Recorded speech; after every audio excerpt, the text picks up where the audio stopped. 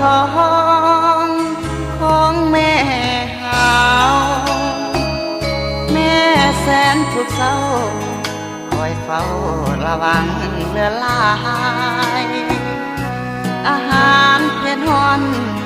หน่อยเดียวก็ทนได้ขายตัวยานมีอันตรายทำหายสายเลือดในคันลูกเกิดมาแล้ว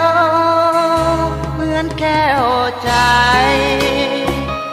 กินบ่ได้ไตเงินให้บ่ได้มาผ่าน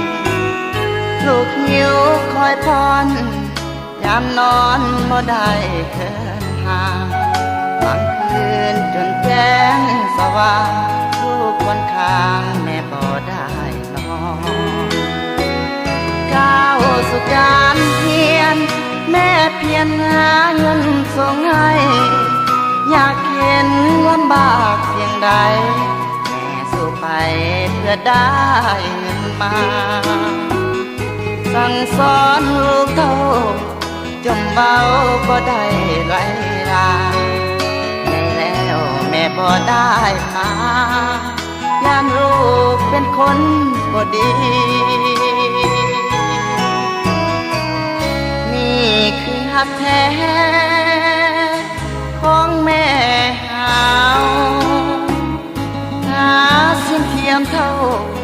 บุญคุณแม่นั้นบ่มี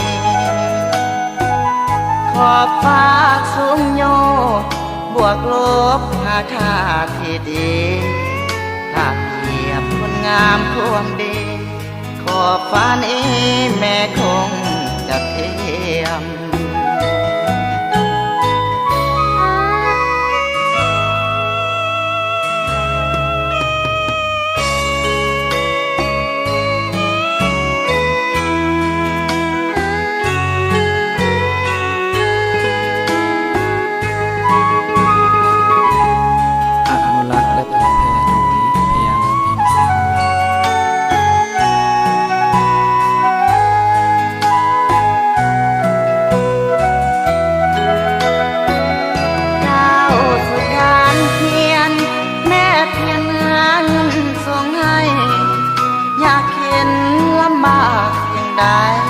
แม่สู้ไป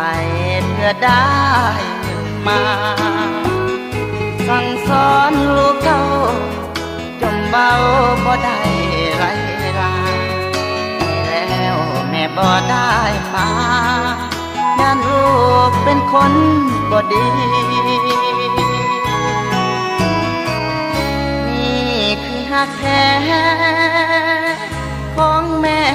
หาวสิ่งเทียมเท่า